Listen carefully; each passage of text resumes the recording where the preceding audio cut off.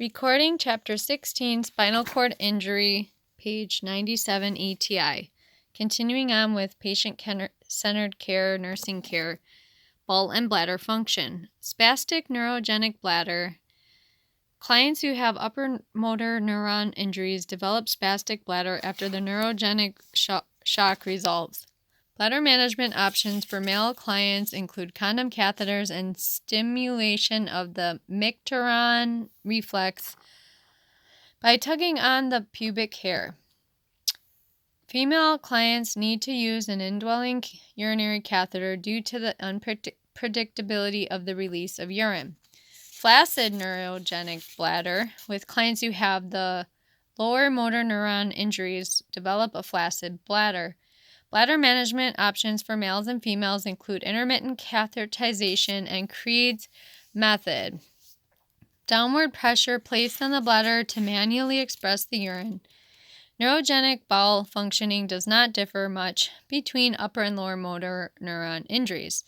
Daily use of stool softeners or bulk-forming laxatives is recommended to keep the stool soft.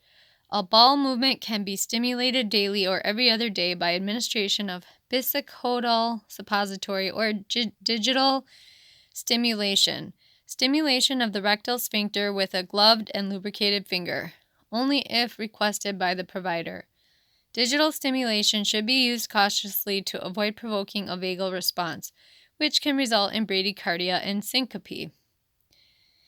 Development of a schedule as part of bladder and bowel training is critical in preventing complications related to immobility and promoting adequate nutrition and fluid balance. Gastrointestinal function. An ileus can develop immediately after injury. Monitor bowel sounds. Skin integrity. Changing the client's position every 2 hours, every 1 hour when in a wheelchair is critical. Clients who have a spinal cord injury can neither move nor feel pain from prolonged pressure. Pressure relief devices in both the bed and the wheelchair must be consistently used.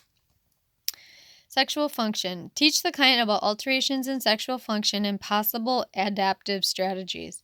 Clients who have quadriplegia and other clients who have upper motor neuron lesions are usually capable of reflexogenic erections secondary to manual manipulation. Ejaculation coordinated with emission might not occur. Clients who have lower motor neuron injuries are less able to have reflexogenic erections, but clients who have incomplete injuries might be able to have a combination of reflexogenic and psychogenic erections stimulated by sexual thoughts and images. Medications can help in some instances. Moving on to medications with spinal cord injuries. Vasopressors. Norepinephrine and dopamine are administered to treat hypotension, particularly during the neurogenic shock. Antimuscarinic atropine, for example, may be used to treat bradycardia. Plasma expanders, such as dextran, a volume expander, is used to treat hypotension secondary to spinal shock. Nursing actions with this is to observe for manifestations of fluid overload. Muscle relaxants such as baclofen and dantrolene administered to clients who have severe muscle spasticity. Monitor for drowsiness and muscle weakness. Baclofen may be administered intrathecally to reduce the sedative effects. Cholinergics such as bethanicol decreases spasticity of the bladder, allowing for easier bladder training and fewer accidents. Nursing actions are to observe for urinary tension and measure residual periodically. Analgesics such as opioids or non-opioids and NSAIDs are administered for pain. Anticoagulants, heparin or low molecular weight heparin such as Lovenox, are used for DVT prophylaxis. Nursing actions are to monitor INR, PT, and APTT for therapeutic levels of anticoagulation. Observe for manifestations of gastrointestinal bleeding or bleeding secondary to unrecognized injury. Stool softeners and bulk-forming laxatives. Docusate sodium or polycarbothyl prevent constipation and keep the stool soft. Vasodilators such as hydralazine and nitroglycerin These you use PRN to treat episodes of hypertension during automatic dysreflexia. Nursing actions are to monitor blood pressure frequently. This completes page 97. Moving on to page 98 of Chapter 16, Spinal Cord Injury. Therapeutic procedures are application of immobilization devices and traction. Clients who have cervical fractures may be placed in a halo fixation device or cervical tongs.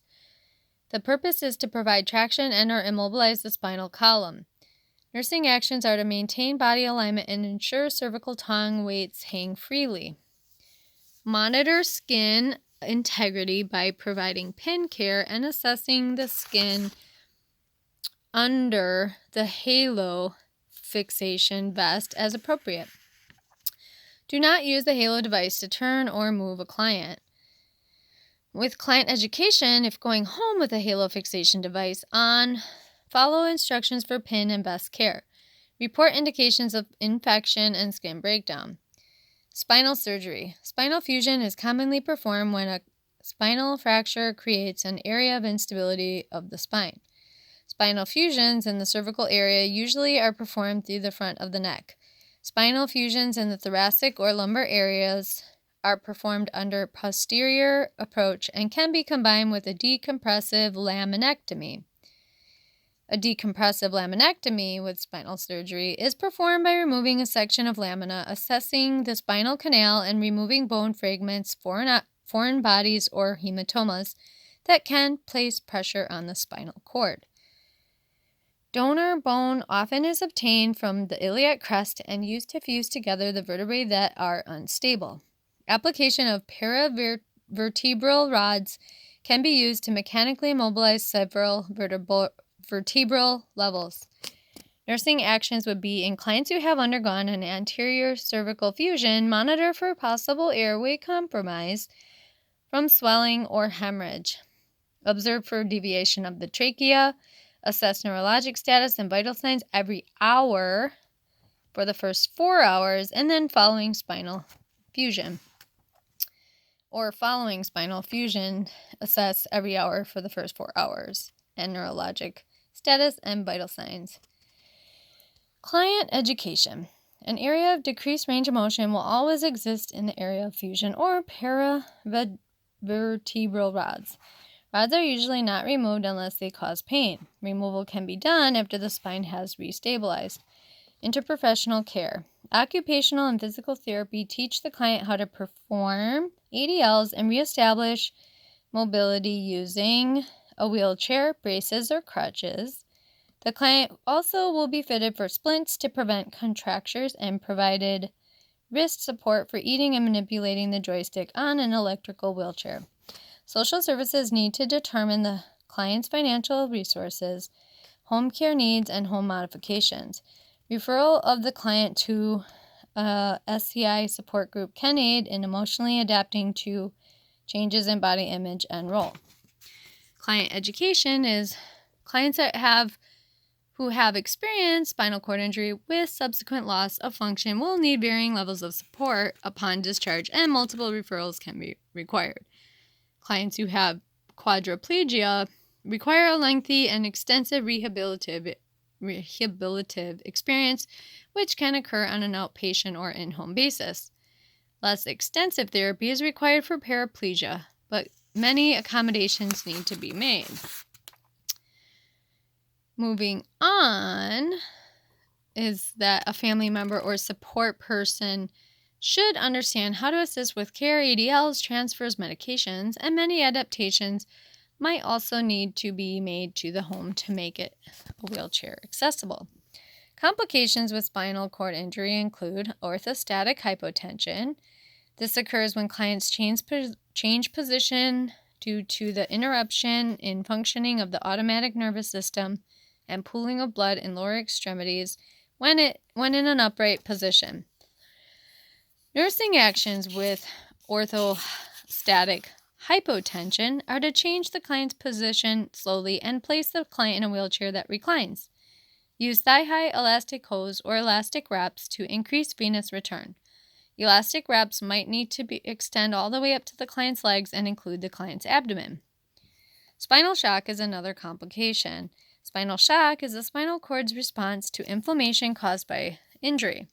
Manifestations include flaccid paralysis, loss of reflex activity below the level of injury, and paralytic ileus due to the loss of autonomic function. The client can have hypotension and bradycardia. Keeping mean arterial pressure at least 85 mmHg can prevent further damage to the spinal cord. Neurogenic shock, another complication. With neurogenic shock, it's a common response of the spinal cord following an injury. Manifestations of neurogenic shock include bradycardia, hypotension, dependent edema, and loss of temperature regulation are caused by a sudden loss of communication within the sympathetic nervous system that maintains the normal muscle tone in blood vessel walls. Treat adverse findings with the appropriate medications, vasopressors or atropine and IV fluids. Autonomic dysreflexia occurs secondary to a stimulation of the sympathetic nervous system and an inadequate compensatory response by the parasympathetic nervous system. Clients who have lesions below T6 do not experience dysreflexia because the parasympathetic nervous system is able to neutralize the sympathetic response. Sympathetic stimulation is usually caused by a triggering stimulus in the lower part of the body. See nursing actions. Stimulation of the sympathetic nervous system causes extreme hypertension, sudden severe headache, pallor below the level of the spinal cord's lesion dermatome, blurred vision, diaphoresis, restlessness, nausea, and piloerection, goosebumps. Stimulation of the parasympathetic nervous system causes bradycardia, flushing above the corresponding dermatome to the spinal cord lesion, flushed face and neck, and nasal stuffiness. Nursing actions with this autonomic dysreflexia are to sit the client up to decrease blood pressure secondary to postural hypotension, notify the provider, determine and treat the cause. Distended bladder is the most common kinked or blocked indwelling urinary catheter. Urinary retention, urinary calculi, all cause the distended bladder. Insert a catheter for distended bladder using an anesthetic ointment on the catheter tip, or check existing catheter for kinks and irrigate if needed. Remove fecal impaction, use anesthetic ointment prior to removal. Adjust the room temperature at block drafts. Remove tight clothing, assess for injury, lower extremity fracture, kidney, bladder infections. Monitor vital signs for severe hypertension and bradycardia. Administer antihypertensives like nitrates or hydralazine.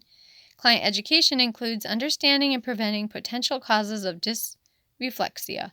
If fluid intake is temporarily increased, drink a little more at various times throughout the day rather than all at once.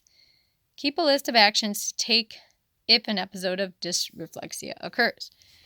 Here's a picture of a halo traction and a laminectomy. A cervical laminectomy, lumbar laminectomy, cervical vertebrae, thoracic, lumbar, and sacral vertebrae.